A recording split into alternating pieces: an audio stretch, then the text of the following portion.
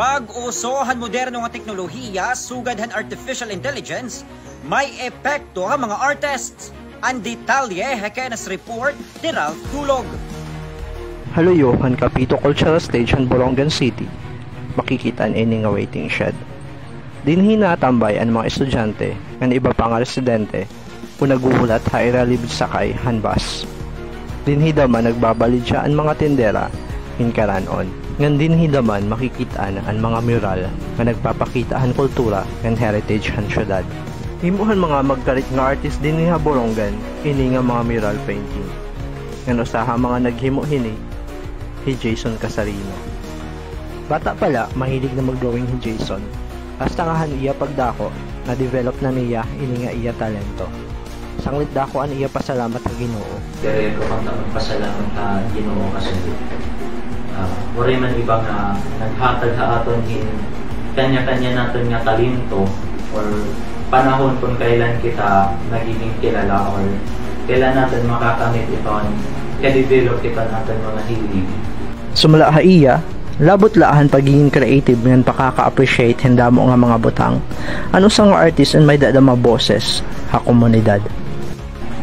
Kaya naman maging boses itong kamingawan, kaya naman i-advertise itong lugar without a business nga maging kri-kri.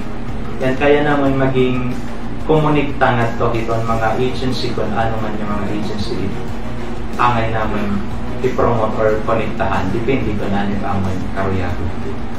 Pero may dadaman challenges sa iya profesyon. Sugad na lahan makuri nga pagpapalitan materyales. Walay pa manggod art shop ha Borongan nga nagbabaligya hindi kalidad nga art materials nga ira kinahanglan.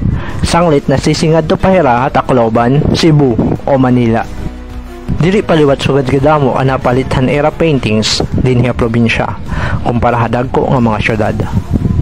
Sa daman nga challenge ang teknolohiya, sugad na lahan kauso na han AI. Pero sumala kan Jason, ang AI diri talis nga maraot. Pwede daman ini makabulig ka artist.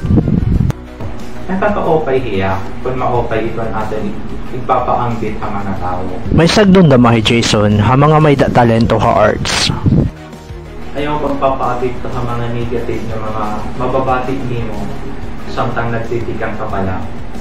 Lagod himo ay ang inspirasyon kasi tatak na lang natin na una na maman upay dayat ini natin ginbibinukat paghimoin mga sugad din pagpractice nga butang kaysa habisyo.